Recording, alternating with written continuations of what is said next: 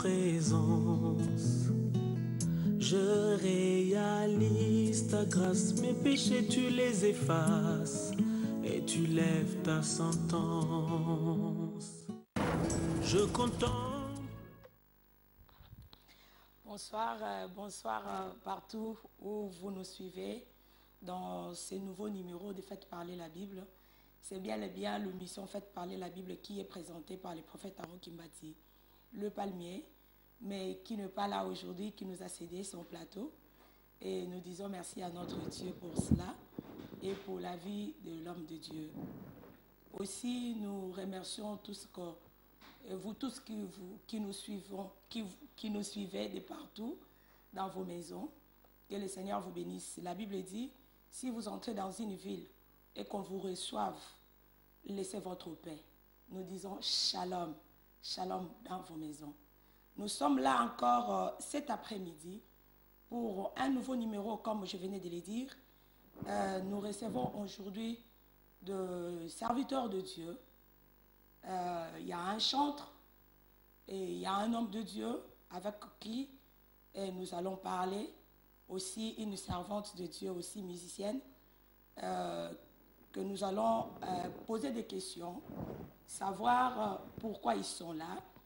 Mais comme notre grand thème, nous sommes là pour la présentation de l'album de notre frère Hervé Vika. Et aussi, nous recevons le pasteur Joël Longo pour nous parler un peu de la place de la musique dans l'église. Parce que des fois, il y a des confusions. Nous voulons avoir des éclaircissements auprès de l'homme de Dieu parce qu'il est aussi musicien, aussi pasteur.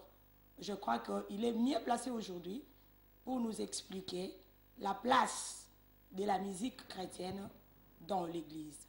Sans plus tarder, je m'en vais vous présenter nos invités de ce soir. Et nous commençons avec notre frère Hervé Vika pour qu'il puisse se présenter. Oui, j'ai déjà dit son nom, mais s'il peut se présenter lui-même. Shalom peuple de Dieu, c'est bel et bien votre frère Hervé Vika, serviteur de Dieu, chanteur de l'Éternel, résident à Manchester. Merci, nous passons à notre soeur. Bonsoir, bienvenue, frères et sœurs en Christ. Moi, je m'appelle la sœur Grâce, la sœur Grâce Mitela. Je suis aussi la servante de l'Éternel. Je chante pour Dieu. Donc, c'est ça. Et nous passons aussi le micro. Merci beaucoup. Maman Tété, que le Seigneur vous bénisse pour votre invitation. Merci. Je suis fier d'être là à côté de vous, la femme du prophète Aaron Kimbati, les palmiers. Merci. Que je salue beaucoup, l'homme de Dieu que j'aime beaucoup. Vraiment, que le Seigneur te bénisse pour cette opportunité de parler encore devant le peuple de Dieu. Moi, c'est votre bien-aimé pasteur Joël Longo. Nous sommes là pour la parole de Dieu. Nous voulons faire parler la Bible parce que cette émission intitule Faites parler la Bible. Donc, pasteur Joël Longo de Jesus the King Ministry, JKM. Et je profite encore de dire un grand merci à tous ceux qui ont participé hier dans notre célébration de la Pâque. Vraiment, que le Seigneur vous bénisse et mon cœur est rempli de joie. Que le Seigneur vous bénisse. Merci. Merci beaucoup, que le Seigneur vous bénisse. Nous sommes là, comme nous avons dit, hier c'était formidable. Hier on a célébré de nouveau la résurrection de notre Seigneur. C'est lui qui nous a sauvés. Par le prix de sa vie, il nous a sauvés. Et sa résurrection nous a libérés de toutes sortes de chaînes, de toutes sortes dans la captivité, là où on était. Le Seigneur nous a rachetés. Et hier, nous, étant que chrétiens, avons célébré cette résurrection, cette victoire, ce triomphe que le Seigneur nous a donné. Que le nom de l'Éternel soit loué. Nous passons directement à nos annonces. Et nous avons une leaflette ici. Nous avons 14 jours de prière à l'église de Bondeuge, qui est dirigée par le pasteur Santos, ainsi que Maman Johanna Santos. Et nous avons 14 jours de jeûne et prière qui avaient commencé le 26. Mais la dernière semaine, le 7, le 8 et le 9, nous allons nous retrouver sur place à l'église pour la prière et les enseignements. Nous vous invitons de venir vraiment nombreux, car le Seigneur ne manquera pas de visiter une personne. Et moi aussi, votre servante, Maman Tété Kimbati les Palmiers, je serai là pour parler de la part du Seigneur. Si vous êtes touché de rejoindre ces programmes de jeûne et prière, nous vous supplions de rejoindre ces jeûnes et prières à partir de minuit jusqu'à 18h. C'est chaque jour à partir de minuit jusqu'à 18h. Nous allons finir le 9 avril. Que le Seigneur vous bénisse. L'église Logos Church à Liverpool, chez l'apôtre Loli Mikosa, organise aussi des journées de Pâques le samedi 9 et dimanche le 10 avril. Aussi, Faites parler la Bible organise une cérémonie de remise des trophées avec les éminents serviteurs qui ont écrit de livres. Ce jour-là, ces hommes seront honorés par de remise de trophées. Et parce qu'ils ont fait un bon travail. Parce que dans notre communauté, avant, nous savions que les gens n'écrivaient pas, on était minimisés. Mais aujourd'hui, le Seigneur nous fait grâce. Nous fait grâce, on a des hommes qui écrivent et faites parler la Bible. Voulez honorer ces hommes-là par leur travail pour récompenser leurs efforts. Que le Seigneur bénisse notre programme de Faites parler la Bible pour cette initiative. Sans plus tarder, nous allons parler avec le frère Hervé Vika. Papa Bouli. Madame Maman. C'est pour Koyambayo na plateau la mission, il a fait parler la Bible. Voilà, c'est pour les d'être à côté de la servante de Dieu, la femme de l'homme de Dieu, le prophète Pharaon. C'est une bénédiction pour moi aussi. Amen. Sans oublier, avant tout banda, Tobandi Koloba, happy birthday to you. Merci beaucoup, merci. Merci, merci. Que le Seigneur te bénisse. Merci beaucoup, merci vraiment. Lelo toza awa pour la présentation de l'album Yandeko Nabiso Hervé Vika. Asaleli biso musala moko oyo eza formidable. Musala moko eza formidable. Alors, mutu kaka oyo alambi biloko na ye nde ayebi sekele ya biloko na ye. Biso oyo tolie tokoki koloba ke wi biloko yango eza kitoko, eza penza elengi. Kasi mutu oyo alambi yango nde tokende kotuna ye mituna ayebisa biso biloko yango elambamaki ndenge nini. Kasi yambo to bandana ndeko na biso tokoki kotuna ndeko Hervé. Oza mo Kristo ou bien osepela no kaka koyemba parce que Bible lobi oyo nyonso bizwi pe mabikumisa nzambe. Naza chrétien né de nouveau, baptisé d'eau et je reçois l'Esprit de Dieu. Donc Naza chrétien vraiment ou andimeli sous le colope mobik ici. Donc nous célébrer la résurrection à Christ. Amen. Je suis un chrétien, Amen. Ndeko Hervé ko koyebisa biso osambelaka wapi, osalaka nini na etonga bisika yo osambelaka. Hervé Vika, membre de l'église Rema, dirigé par le docteur Ogui, visionnaire, et Naza parmi les responsables au bas de travail dans l'église. Et de quoi Hervé Aza prédicateur de l'évangile, j'annonce aussi la bonne nouvelle de Jésus-Christ. Et Naza serviteur de Dieu qui apprend aussi la parole de Dieu. Voilà. Totondi Nzambe parce que ndeko na biso azali kaka moyembi pamba te ndenge Biblia elobi ke biso bizwi pe mabuku bikumisa Nzambe kasi azali mwana na Nzambe oyo abotami na mai pe na molimo. Ndeko Hervé tomoni obimisi album oyo ngai personnellement na yokaki yango tolingi to tuna yo motuna kolandisama ya mama na likambo oyo eza liboso ya Sidi na biso. Tomoni titre ya album oyo eza mwana na ngolu. Pona nini mwana na ngolu? Mwana na ngolu parce que premièrement biso kobenga mabana na Nzambe to méritaki yango te. Eza eloko oyo tozwi eza privilège oyo Nzambe asali biso ya kokoma bana na ye. Maintenant dès toyebi biso nyonso tout mwana azalaka conçu et pas ya maman prenons par exemple. Est-ce que biso toza conçu au moyen de la grâce et pas ya Nzambe? yango zo sala biso to la bana yangolo. Donc pour bénéficier na ba privilège o nzambe à disposer pour na biso. Donc c'est que to mérita ki yangote yango to bengami bana yangolo. On a le baki mwana yangolo par rapport à la grâce de Dieu et à l'amour de Dieu qu'il a manifesté pour nous. Yango na le baki mwana yangolo. Ndeko Hervé mwana nangolo ezali ebandeli ya koyemba na yo ou bien ozalaki pe koyemba déjà liboso nde oye kokoma na niveau oyo ya mwana nangolo. Na bandaki déjà koyembela nzambe avant depuis nazaki mwana muke na ba kodim koyembela nzambe na bandaki yango avant mais kokola na maloba na nzambe koyekola maloba na nzambe oyo basali na nzambe bazote ya biso et na ko réaliser bonté ya nzambe bolamu ya nzambe na vie na nga moko personnel par rapport à makambo oyo asalela nga pe na vie. C'est alors j'ai compris que si ce n'était pas la grâce de Dieu donc naza mututé donc ngolu ya nzambe ndezo sala biso te baso na ko vivre bonheur ya bonzambe ya koyeba lisusu ko mona pe bolamu na nzambe. Voilà.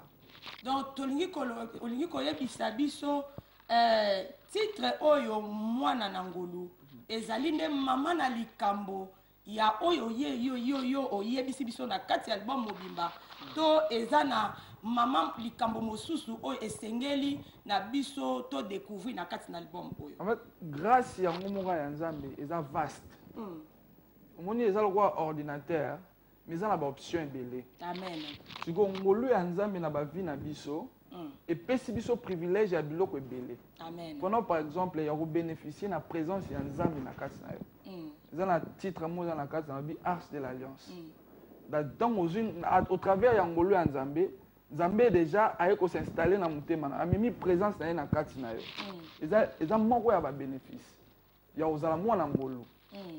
Kana ngolu ya nzambe ozwi ba promesse o nzambe abongisi susu pona yo apesi yo ba promesse ebele na vie oyo koyi komema yo susu na niveau mosusu na bongo na yo.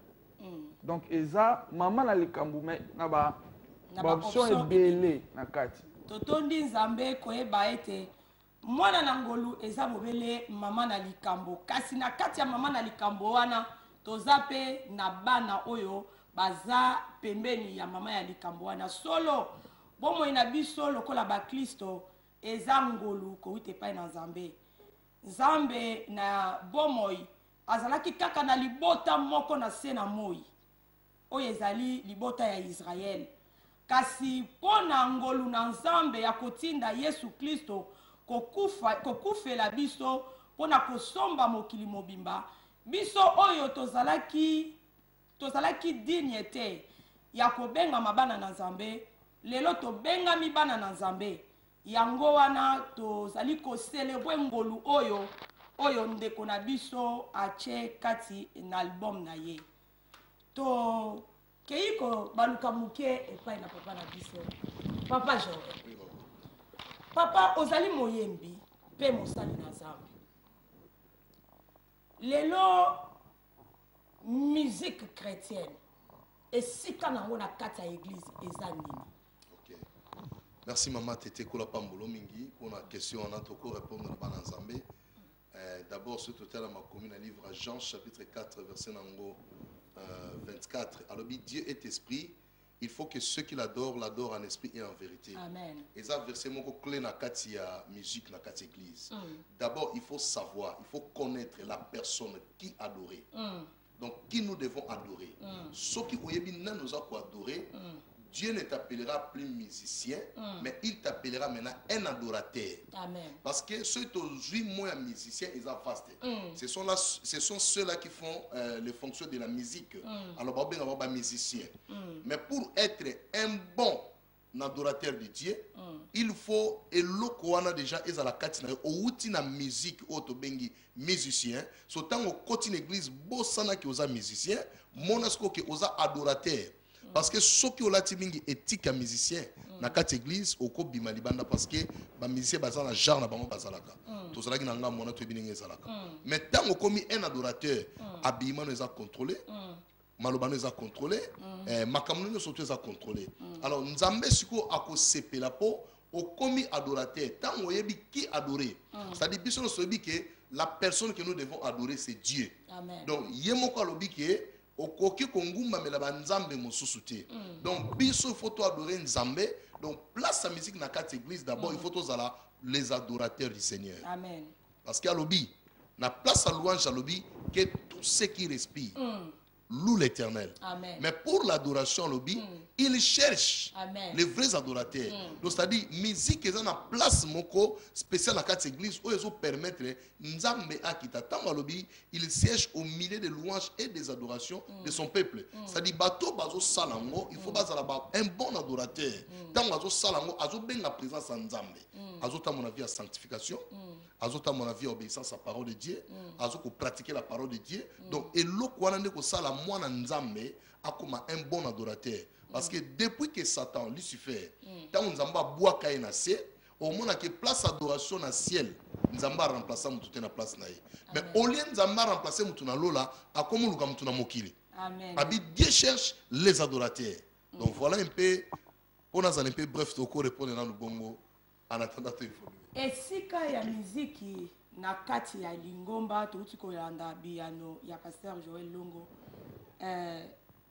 ndeko Hervé to yoki biano ya pasteur Joël yo étant que moyembi na nkolo vision na yo ya musique ezani de pasteur Otoloba vision na ya musique eza simplement pour to glorifier Nzambe. Vision na biso principale parce que Nzambe a partagé honneur na mutu mususu te. Amen. A partagé la gloire na mutu mususu te. Eza na passage moko et sepelisa nga pe bangisa nga mingi Nzambe. Eza que Dieu est jaloux. Amen. Donc so que Dieu est jaloux. Donc et puis si on a vision. Non objectif la musique na auto trouvons na kati wana mbalama OK non, je ne peux pas adorer une autre personne. Seulement Dieu parce qu'elles ont mérité louange na adoration na biso. Donc vision eza ya ko tombola Nzambe, ko tonda Nzambe. Sango na Nzambe ekende pe na nzela ya musique. C'est aussi apporter la bonne nouvelle paix au travers de la musique. Non simplement adorer Dieu mais aussi annoncer la bonne nouvelle pour que tu gagnes pe ba amour za perdu. Local a fait parler la Bible, nous faisons parler la Bible dans cette émission. Et aujourd'hui, si nous avons invité notre bien-aimé, le frère Hervé, c'est pour nous faire parler les chansons qu'il a chantées. Il a chanté par des instruments, mais aujourd'hui, nous voulons avoir l'interprétation de ce qu'il a dit dans cet album. Le mot qui était accompagné par des instruments, mais aujourd'hui nous voulons avoir l'éclaircissement de ce mot-là. Voilà pourquoi nous avons invité cet homme de Dieu pour nous faire parler la Bible, interprétée par sa chanson. Frère Hervé, nini etindaki parce que banda ino da koyemba bandakala. Obandi kosalela Nzambe bandakala, oyemba bandakala. Ngai moko naza témoin que Nzambe asalela ko pena kati na loyembo oyemba kapenza malamu epi ngolu na Nzambe emonisa makatango zo yemba tango zoloba ke mwana na ngolu ngai nakoki ko confirmer que ya solo ngolu na Nzambe zaka likolo na yo tango yembaka. Merci. Kasi pona nini osukaki na yo kaka na koyemba nengo yembaka te mais oke kobimisela biso support oyo. Biso, c'est Dieu qui crée en nous le désir de vouloir et de faire.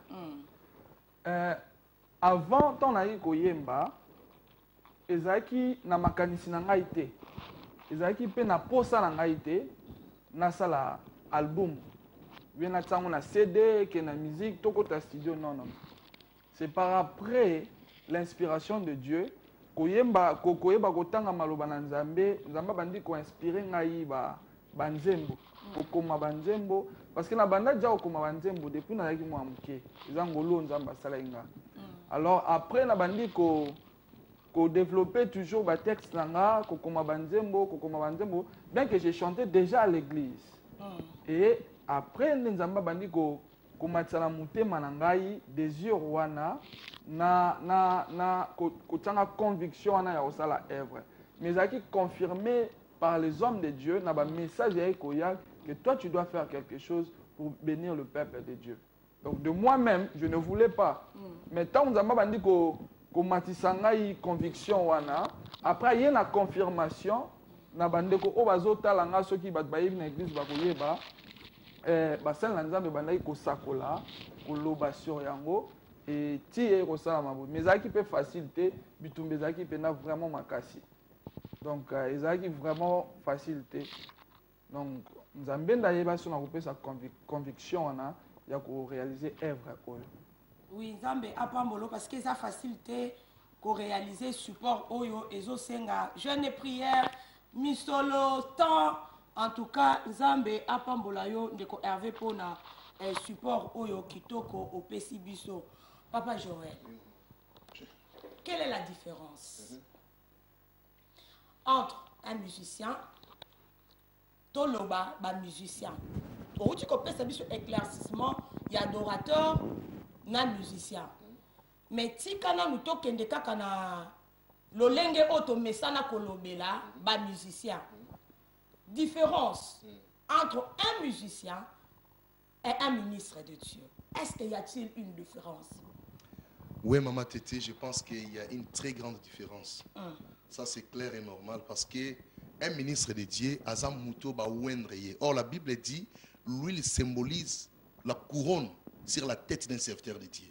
Mais pendant qu'un musicien, il n'est pas ouin, on a prié pour lui donner les capacités d'exercer son travail. Papa Joël, la pour qui peut kolobake apakola ma azala molimo mosato. C'est ça différent. Au moni makambu mingi na Bible batu mingi lelo baza ko ça la moté.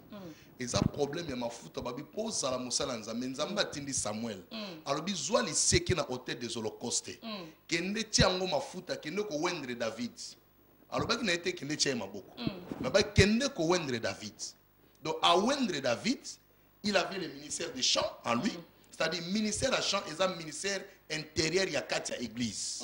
Vous comprenez, maman? Maintenant, être un ministre de Dieu, c'est une chose différente. Parce qu'on a commis international. Parce qu'il a fallu remplacer Saoul na place. Mais à quoi qu'il a remplacé Saoul parce qu'il était vivant. Il a remplacé Ararwa de son vivant. Donc il faut accoufaber Makamo et ça, la mapoyo possibilité à remplacer. Alors bizwa mafuta kende ko wendreye nzamba monaki David chante traité mais amonaki ministère na kati na ye. Papa Joël soki na kati yo mokebi siko uti koloba que ministre aza international pendant que musicien aza local. Mais tozo mona ba musicien bazo traverser toute ba frontière tant mususu ba mikoleka ba ministre. Bon, soki na lobina expliquer ngo zape na mo ba branche ndenge papa faso ba branche c'est ça la kati. Musicien azali d'abord aza un serviteur dans une église. Et lorsque vous avez des musiciens, les musiciens sont dans l'église. Il y a un moyen à la sous-onction ya mosala nzambe zate. Voilà pourquoi mon amour soit tambulaka bonwa keibo azongi boye et les choses ne marchent pas. Pourquoi? Parce que il n'est pas sous l'onction d'un homme de Dieu. Mais muto aza sous l'onction d'un homme de Dieu. Otunye so assemblée la rapi. Il a parlé de son église, il a parlé de son pasteur. Donc ça, c'est déjà quelque chose de très important. Même bien aimé Daniel Idika Azalia, il a son église à lui, est-ce qu'il a travaillé? Maman Grâce à Zapen, est-ce qu'il a travaillé? Moi-même, je suis passé, mais j'ai fait aussi Moussa la musique, parce que les abdomens, est-ce qu'il y a un Zambazulingawa? Donc, c'est quoi la différence? C'est ça qui est musicien donc dans son ingana ben on adorateur parce que bandeko ba kitsa gloire nzambe na yebi papa Daniel dernièrement zaki na chika m qu'est-ce que Dieu a fait donc basa bato ba kitsa gloire nzambe to za ko dénigrer bango te pe valeur na bango to longola ngote basa na valeur mais la différence est que l'onction o ezo couler parce que Bible lobi mosala nzambe o ba pakoli mafuta neza symbole ya couronne na mutu na ye yango ça la différence. Musicien, tout adorateur, accoyer pas ministre de Dieu à Tchaï Maboko. Mais ministre de Dieu qui n'est pas chanté à Tchaï Maboko. Mais balobi bisono stoza ba lelo oye komi koloba make bisono to aba sa na nzambe. Bande kona biso musicien bazolo ba ke bisono to beto aba sa na nzambe. Corée a tellement qui a épsé Moïse. Abio, est-ce que tu crois que parmi ces peuples c'est toi celle qui est saint? Amen. Tous ces peuples sont des saints. Mais vous avez vu qu'est-ce que Dieu avait fait avec Corée?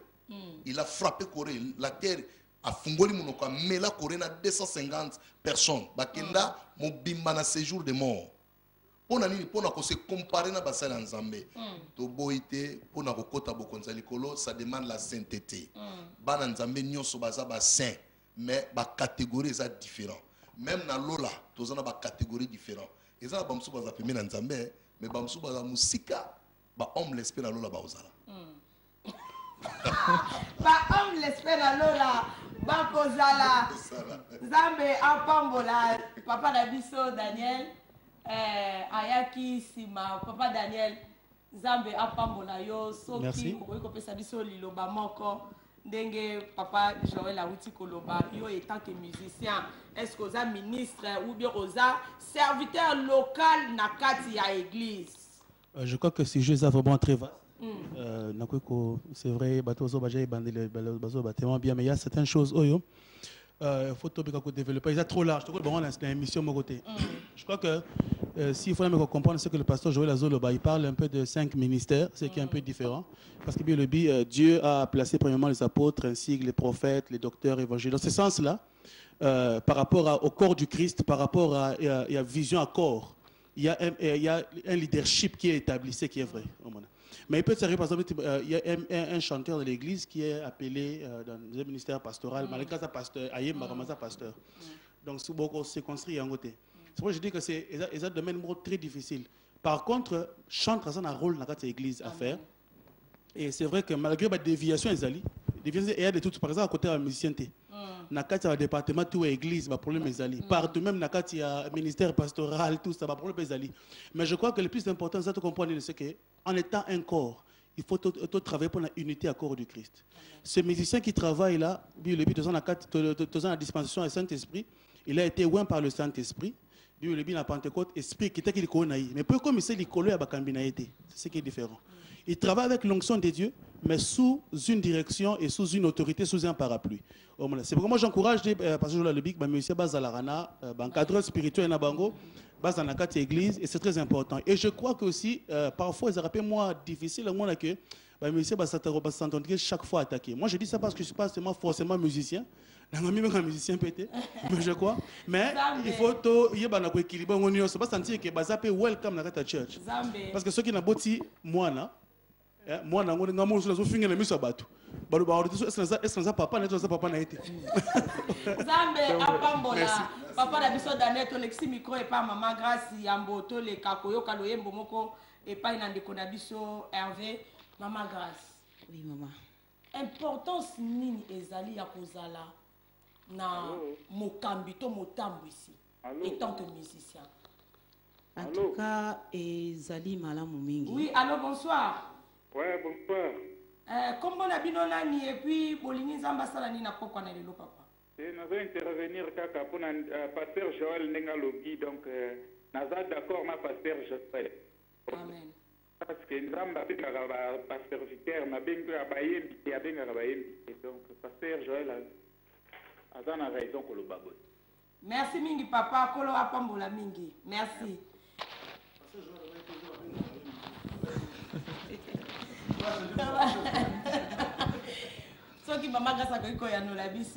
En tout cas, pour na biso bana na Nzambe, importance nini ya kozana mokambi. Ya kozana mokambi. Et ça vraiment malamu parce que ozala guider. D'abord ton pasteur comme ton mentor a ko guider yo. Na ba makambo susu ou peut-être yo koki koyeba te. Et ça na ba difficulté mususu pe to gogo za to kuta na ngo ou soit na kokolo baraka comme ngai moko personnellement exemple bilo mususu yela ngai neti ba façon ebele nzamba inspira biso ou ozwa nzembo na peut-être na vision peut-être na ba façon ebele ozo comprendre penza yango te okei pa mosala nzambe oui papa regardez ce que j'ai eu na kata songe na ngai elingi koloba nini avant que ngai na yemba yango yelo kola zali mosala na nzambe akokopesa nga susu plus d'éclaircissement na o peut-être nga nazo comprendre te o nazwa ki soit na vision soit na manière ebele o nzambe asalelaka donc portera biso support ebele. C'est pourquoi ça a vraiment l'importance dans la vie na biso. Quand on dit que bango neti ba sentinelle ko garder biso parce que ba rendre compte na ba arme na biso donc ça vraiment important pour nous soutenir biso pour nous baxer la biso au biso tous comprendre peut-être spirituellement et selon expérience na bango ko na mona musana. Allô? Donc c'est ça. Merci Maman Grâce, je crois que tu peux être de konabisa bandaki kobenga. Ce qui boko kobenga lisusu boko sunga biso penza. Kozala na mokambi liboso na biso Oui, allô, bonsoir. Oui, bonsoir. Comment la bino nani et puis bobengi wapi papa? Oui, nga comme mon frère Francis, na moko ya na kati Arte Alliance. Motuna na nga na pasteur Joël. Pona lelo tozomona Robin pasteur bandi ko ministère Robin poko na quelque part ko intervenir soit adoration soit na louange. Mais mingi lelo ba les biso sur image na bango qui est tapé. Alors, il y a parce que je vais par rapport à Motuna. Tobombi na nous question ya papa Francis. Tozonga na nous epa ya papa Hervé. Tangu tokozonga pa papa Joël akoyeba kopesa biso e yano na motuna ya papa Francis. Papa Hervé. Tolingi toyoka luyembo moko. Titre oyo album oyo eza malamu mingi, eza pena kitoko. Kasi parmi ba titre oyo nga na vandela kana koyiko beta na bandeli. Eza que ton règne vienne. Pourquoi que ton règne vienne?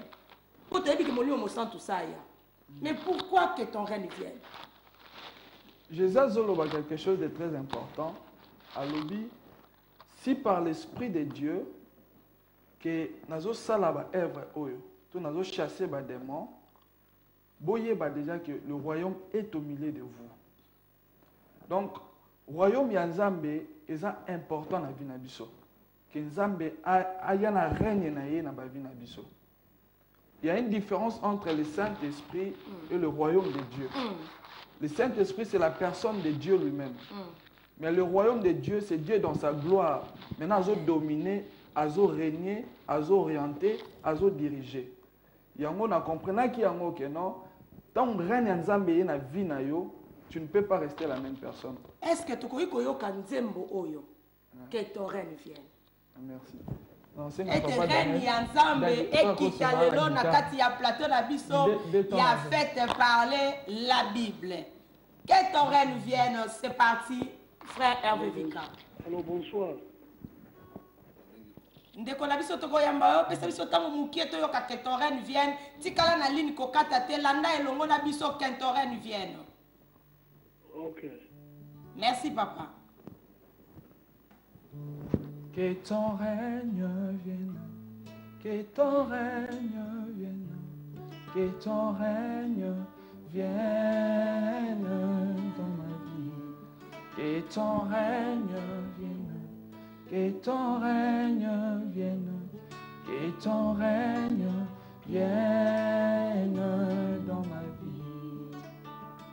Yahweh na bondeli ozala pene nanga, zala nango tambola nanga tango nyonso, nakoki osenga te biloko ezanga tina yaya. Que ton règne vienne na bomoi nanga. Salomo moto na mbongo mingi alobi tout est vanité, yakande na bokonzi na yo na bomoi na ngai, yakande na bokonzi na yo na libota na ngai, nga na kosenga nini soki bokonzi na yo te, soki nasengi yo mbongo mbongo ekoki kosila ngai, nakotepa unité yakana bokonzi na yo yaya nakata bomoi na ngai. Que ton règne vienne, que ton règne vienne, que ton règne vienne dans ma vie. Que ton règne vienne, que ton règne vienne, que ton règne vienne dans ma vie. Que le Seigneur vous bénisse, que ton règne vienne. C'est une très belle chanson que je vous recommande de suivre et de méditer attentivement. Vous allez comprendre la profondeur de ce message, que ton règne vienne. Même Jésus lui-même, il nous a enseigné dans la prière, notre Père qui est dans le ciel, il a dit, quand vous allez prier, dites que ton règne vienne. Donc le règne du Seigneur étant que notre roi, est très important dans nos vies. Que le Seigneur bénisse notre bien-aimé. Nous recevons notre frère qui est en ligne. Ndeko soki okoki kopesa biso kombo et puis tina obengi na pokwa na lelo. Bonsoir, comment on va faire Lido? Nasepelaka vraiment l'émission au fait parler la Bible. Merci. On a bien la règle de l'Éternel Joël Longo. Présence ici des alliés tout ça la biso bien plus que ça. Amen. On étira biso toujours tous à l'attentif tout l'anda et puis protocole. Alors, on a ajouté quand le mot pasteur Joël à lobby sur les musiciens chrétiens.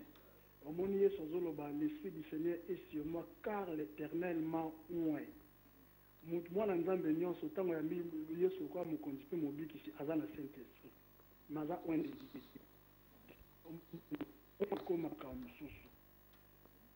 vous comprenez que l'Esprit du Seigneur est sur moi, car l'Éternel m'a oint. Donc, il y a le Saint-Esprit, Azala qui peut oint de Dieu. Amen. Donc, un ministère de Dieu, un ministre de Dieu, c'est lui qui est oint. Au moins, nous avons un chante pas dans le Saint-Esprit. Mais ça, oint de Dieu. Un ministère, un ministère. Azo yemba, puisque c'est un chanteur. Mais d'être le ministre de Dieu, faut à la sous l'onction de Dieu, faut à la confirmation ministère nayo, faut à la papa. Oazo kambayo, oazo diriger bino, atali talana moni de ba capacité oyoza nango, okomisko already to oendo yo to pesa au ministère. Merci mingi, merci papa Nzambe apambola mingi pour la contribution na bino na pokwa na lelo. Tozongi lisusu et pas na ndeko na biso Hervé. To moni album oyo eza na 9 titres. Titre ya liboso yango to uti koyoka que ton reine vienne. Titre na biso ya mibale eza Ozanzambe. Toyebi ke Nzambe aza Nzambe pona nini titre wana Ozanzambe. Ozanzambe parce que aza Nzambe. Po otikala Nzambe. Po Nzambe mosusu lokola ye pa zate. Amen. Aotikala pe okokana azate. Amen. Donc aza Nzambe aotikala Nzambe. En d'autres termes tozoloba yondo za Nzambe nanga. Amen. C'est ça. Donc tangu ndeko na biso Hervé zoloba Ozanzambe, non seulement Ozanzambe po za mokeli. Non seulement Ozanzambe po Ozanzambe pasteur Joël, non seulement Ozanzambe po Ozanzambe prophète Aaron, mais Ozape Nzambe na ngai yango na lobi Ozanzambe. Na pokwa na lelo biso pe toye koloba tata Ozanzambe. Titre na biso ya misato ezali la parole. La parole. La parole ya mutu, parole ya maman Tété, la parole. La parole. Nous en a fait parler la Bible. La parole de Dieu est très importante dans nos vies. Ah, donc là, vous vouliez parler de la parole de Dieu. Je suis en train de chanter l'efficacité et la puissance de la parole. Amen. Yango nazo yemba, pendant que nazo yemba, nazo quote, nazo réciter ba parole ya Nzambe, ba promesse na yé attachée na parole na yé, et na tie kondima nanga na kati nango, parce que c'est la parole qui a tout créé. Yango wana. Donc c'est ça. Donc la puissance de la parole. Et na simawana eza comment on appelle nini nzamba ko iko sala au travers de sa parole. Parce que le réseau sala biso pe mobulu lelo eza bala mingi pe bayembi tozo comprendre pe puissance de la parole na nzambe te. Yango c'est important pour na biso to dans instruire la parole to yeba pe maloba na nzambe. Donc je suis en train de chanter la puissance de la parole de Dieu. Amen. Toyami de konabiso za Aline. Bonsoir. Bonsoir, hein? Oui, papa la biso, obengi biso wapi pe contribution la bino ezani na poko na lelo. Bon, on a bien convaincre comme langa papa Isaac. Bon, na lengi na ajouter le campo pasteur alobaki les noms confusion et koti les noms na kati na église. So ebaki ba chantre ba eza ba yembi baza lokola dans la kati na église. Bible dit na biso David a monaki Corée comme responsable de la musique dans l'église. Donc, un chantre, on a koyemba l'église locale. Ils allaient donc au Nzambe à l'église pour élever le nom de Jésus. Papa na biso toza na tangu muke soko ko résumer biso na mukuse likanisi na bino to retenir contribution na bino na poko na lelo s'il vous plaît. contribution dans le baboué, un chantre a même adoration dans une église, mais azali don dans une église. Moyen azali na don il y a ministère, azali na don dans une église. Dans ma Dieu bango dans une église pour que base la contrôler dans ba serviteur de Dieu. Pour na ko le ba nango izava. Zambe apambola bino mingi papa to baluki epai na pasteur Joël na ebite soki bokangaki motuna ya ndeko na biso Francis aloba abanaki ko parler sur adorateur okobengisa ye. Ouais. Donc parce qu'il a retenu que la question est très bien été, mais les adorateurs n'ont bien aimé nos chantres parce qu'ils ont source moko munene ya katiwana. Tous baza pe na posa ba valeur. Moni pa msuka obengisa mwana nzambe akoyemba azo valoriser te amolo la ba petua na bana moko boye basa la kaso ba sisi ba te bazo kitisa gloire nzambe baza na posa ba valeur baza ba père de famille ba mère de famille ba on nécessité ba valeur na bango et tant bazo mbela nzambe bazo sa ba jeter soki mo rebiki muto aza aventurier pour no bengisa po bengisa moi mosala nzambe po bengisa ba yembi ba ko na l'église il faut ba pendenge bazali. Mais plusieurs fois, on a obengisa, na on loba bongote pour na ko attaquer ninge papa Daniel a ute koloba, to attaquer kabino te to linga kabino mingi, na zo loba pété parce que to bengisa qui musicien y retard non, na zo loba étant que présentatrice ya pop na lelo que au monde on bengisa, ndeko na biso za en ligne soko ko pesa biso tamuke papa Joël asilisa question réponse na yebongo to kozongela bino s'il vous plaît.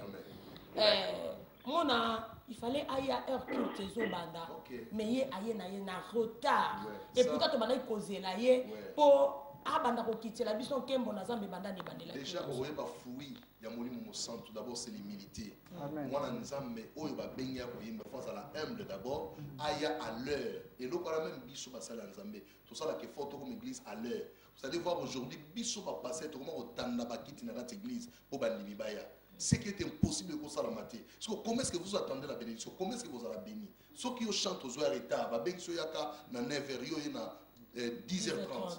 Ce n'est pas bien. Au moins déjà que, à moins qu'il y ait une raison où c'est valable, il y a retard, là ça va. Mais ceux qui ont bien quitté le côté, bongo, et comme moi, 6 même qui l'a fait. Bonsoir, de Konabiso aux en ligne. Contribution à Bino n'a pas qu'on a les anini. Alors bonsoir. Bonsoir. Ouais, moi c'est le frère Pascal. Salué dans nos binonions, c'est des beaux plateau. Maman qui est dans frère Pascal. Na salué pasteur Joël, mon frère Idikaï, et puis mingi na bengi pena pour encourager Nikonangai, frère Hervé, en tout cas Nzambe a pambola pour na Hervé Oyo, au Kendeli Bosso, vraiment à la réalisation, il y a un rêve na yo. Contribution dans le cadre de l'émission, dans la ligne, papa Joël bien, à dans la ligne, tu as vu que Koyemba est un don, est un ministère. Mais nous devons savoir une chose, que le ministère, nous sommes dans l'église, et ça pour s'exercer à Wanamokili. Papa Pascal, il te bonne lion na mukuse, pour te s'appeler na mukuse. Merci papa. Ezaka na don moko oyo na ba ministre nyonso na ba chantre auto exercer na lola eza adoration tout à la biso so adorateur alors nangina lo belo moke omoni don ya koyeba e koma na niveau moko soki nzambe atie loboko na moyebi wana zo banga nzambe e bimaka na niveau to comprendre église tant do ba église corps du Christ ezaka église par exemple Arche d'Alliance T to église Zion T mais église en général donc aza don pour la église en général donc l'Européen lobiso nzamba pambolier akoko ke repele msusu azala na Arche d'Alliance mais babengisi na Zion basali na nzambe to comprendre que soki un chantre a commis na level wana nzambe abandi ko élever to banda ko permettre ko soutenir élévation na ezala accompli. Merci papa Pascal nzambe apambola bino mingi to retenir contribution na bino na poko na lelo papa Joël. Est-ce que musicien peut akoki ko futama ndenge ministre de Dieu azo futama na kata église? Ce qui église est organisé, ce n'est pas un problème à cause du paiement à travers la carte église, à cause du paiement. Donc ceux qui te foutent ba musicien, il faut plutôt foutre ba protocole, ba intercesseur parce que ba on est bazo est vrai papa. On maman est différent. Na kawan est différent. Même ba protocole. Ce qui église est bien organisé, tout ça, la caisse, il y a malam. Donc, au foot, ce n'est pas un problème. Il y a des intercesseurs, des équipes, nous faisons travailler dans l'église. Il y a un problème mingi. L'église est un bon, mais Batouba n'a qu'à l'église, va souffrir. Il faut monter mes ala au fond, mais tous à monter à malam. Tant que vous moussa dans Zambé au pamwa, mais t'as la paix baba simanayo. Parce que baso contribue babi. Demeurons ensemble dans l'unité. Mais papa, tous mon ami n'a qu'à tabino, papa, tous mon ami n'a qu'à l'église. C'est plus, qu'on a vu les musiciens qui ont revendiqué par rapport à l'intercesseur. Ce qui va comme un niveau là, c'est dangereux. Au bas na quatre églises, basa assis na quatre églises, bana makamboanati. Mais torobi bien. Ce qui église est pas molami. Ce qui organisation est bien structurée. To koki ko sunga bandeko wana to be ngo salaire te mais to so sunga bango voilà po to lo ba mo ngo clair eza salaire te mais to ndeko na ligne s'il vous plaît sunga biso muke to za ko sunga bango ba ko za la moyen de transport est difficile peut-être net na bamboko ana mukanda te ana sipo moko te na mboka il faut biso to aider bango po ba sala musanza zambe na kimia penese. Merci. To ya mbamutaza aline to pesa mama ba te mbamutaza aline. Bonsoir. Oui, bonsoir. Comment la binona n'est plus besoin de s'il vous plaît. C'est la sœur Tachidi, j'appelle depuis Londres. Merci maman. Contribution à la Zanini. Oui, en fait, contribution à la qui est vraiment des gens comme la bino à travers sujets besoin abordés. Amen. C'est vraiment un sujet très important où les églises les gens ont besoin parce que Bible le Dieu cherche de vrais adorateurs. L'adoration, ce n'est pas forcément être chantre pour adorer Dieu. Étant déjà de chrétiens, nous devons l'adorer. Alors, pour que nous chantre, il faut la mise à part pour le service de Dieu. Tu dois être consacré pour la salle de la Zambie parce que chantre, doublement. C'est important que le chantre soit vraiment consacré, mis à part, rien que pour le service de Dieu. Merci, que le Seigneur vous bénisse. Il faut que le chantre soit consacré et mis à part. Topesi maman grâce Maloba. Merci maman. Gana linga qui toujours na soutenir papa na likambo papa Joël likambo à lobby. Kopesa toujours na linga koloba mingi expérience na ngai moko. Toza ba Kristo na yebi ke to bandi awate to bandi na ba Afrique place to uta ki to banda ko sambe na Nzambe. Mais il y avait des fois mon pasteur abandaki quand on est papa lobby, quand l'église est bénie, ils peuvent faire ça. Parce que nga vraiment na banda oza na banda kuta na biloko na mingi. Mon père malgré qu'il est déjà mort, maintenant mon papa là c'est mon papa Kimbasi, je l'aime bien, salut mon papa. Bon, et ça qui vraiment dans un moment moko omona boye église. Boyebi ceux qui bossent na convention, ceux qui bossent na séminaire ou bien kaka dimanche moko boye bo saleli nzambe premier kit deuxième kit après ça ceux qui nzamba pamboli au moins vraiment na souka papa peut si bien enveloppe c'est pas pour payer mais c'est pour vous encourager. Oui, ce n'est pas pour payer, c'est pour encourager. Je crois que tout bon papa qui aime ses enfants, s'il a le pain, il ne va pas le manger seul. Il mange toujours avec ses enfants. Toleki, et pas il y a papa Nabiso, il y a pas Yandeko Nabiso, Hervé. Papa, j'aurais tant on a vu c'est comme Moukié.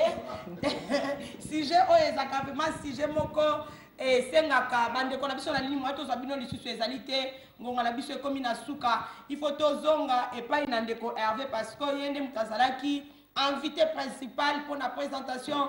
Il y a l'album Mwana Nangolu Zambe a Pambola Bino ce qui mutasu kazana ligne a to moni de konabiso penda bolimbisi akei papa Hervé to moni titre mususu awa ezali l'arche de l'alliance. Wow.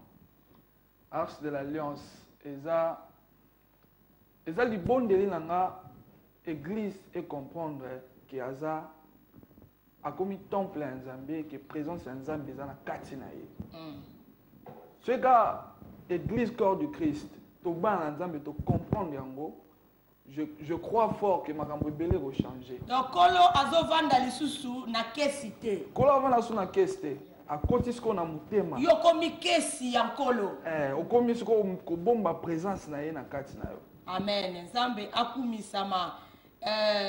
Soki tokoki ko yo kanzembo moko ya suka parce que to komi na suka oyo nyonso alingi ko exploiter ko yeba le contenu album oyo ko hésiter te benga biso na fait parler la Bible tokoyeba ndenge ni tokotia en connexion na ndeko na biso Hervé mpona kofaire parvenir bino support oyo eza vraiment lipamboli monene mpona biso bana na Nzambe mpe église na nkolo ndeko Hervé tongi toyoka mwana na ngolu oyo ezali sosoli mama na likambo na biso tina David alobaka tu remplis d'huile ma tête et ma coupe te porte Christ en moi l'espérance de la gloire kolo aboyi kofanda na ndako esala moto kola sepeli afanda na motema na nga molimo na ye kati na bomoi na ngai mwana na ye mbuma ya misala na Yesu kolo aboyi kofanda na ndako esala moto kola sepeli afanda na motema na nga maloba oyo etuta ngai moko vraiment makasi. Amen. Mwana na ngolu qu'on acclame très fort sur ce plateau. Papa Joël, motuna na biso ya suka. Est-ce que lelo lokola roi Josaphat tokoki kozwa ba musicien na biso to tcha bango liboso poto bunda bitumba petolonga? Je pense que mutoza na thermomètre ya kosonde kondima mutoza nzambe. Mais na ba fui ko lo bito ko reconnaître bango. Mama bazali. Amen. Otoko tcha liboso bayemba tonda yawe boboto na ye eumela seko. Amen. Ba ni na biso ba beta na bango na bango. Amen. Mama bazali. Kolo akumisama ya solo bande kona biso Zambe akumisama na pokwa na lelo tokomi koshite penza na suka ya programme na biso soki tokozonga epana ndeko na biso Hervé pona kozwa liloba na suka pe koyebisa libota na Nzambe bisika nini bakoki kozwa lipamboli oyo pesi biso. Alors nazosenga na peuple de Dieu vraiment ba ebaso na kosomba œuvre oyo eza lipamboli makasi et nazo garantir biso par l'esprit de Dieu et mutu nyonso to koyoka banzembo oyo akozala jamais déçu. Amen. Akozwa solution na ba problème na ye et Nzambe akoyeba so na komimonisa su makasi na katikati na vie na ye. À partir ya mois vers la fin du mois d'avril et vous allez déjà faire la bonne na iTunes parce que tu vois moi retard na iTunes mais bateau bazan on a besoin na iTunes na Amazon ba kozwango sur iTunes et au hasard on a besoin ko benga biso na 074 38 61 56 95 to ko tinde la bino to bo bengi na fait parler la Bible awa bo ko zwango pe et puis tozo circuler pe na ba église pour na koyeba solo na ko partager œuvre au peuple de Dieu à la béni na yango. Bon pour la concert. Ba concert koya tozo bondela Nzambe toza na mabongisi Nzambe tozo préparer Nzambe ko songa ko tsalo boko. Kolo akumisama Papa Joël liloba suka.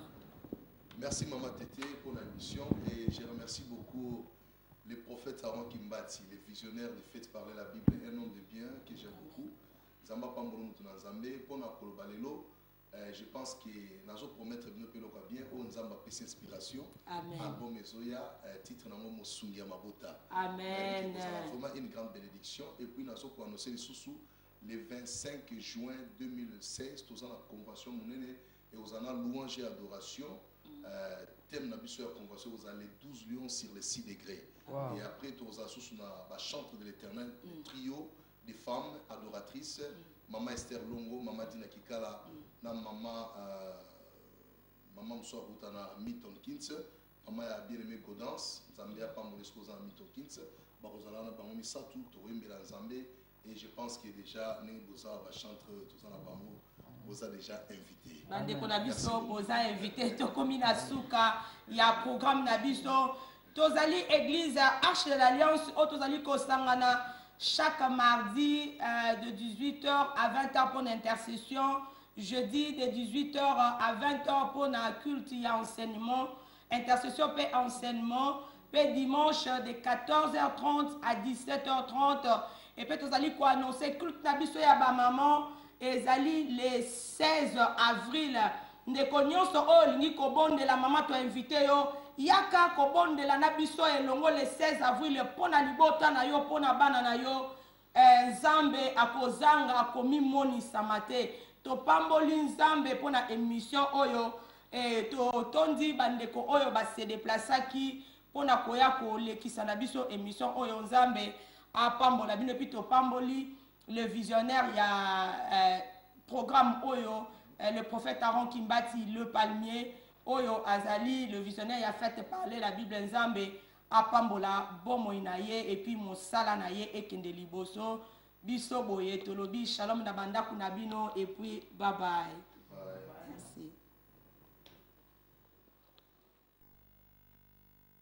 D'étudier et d'avoir un ministère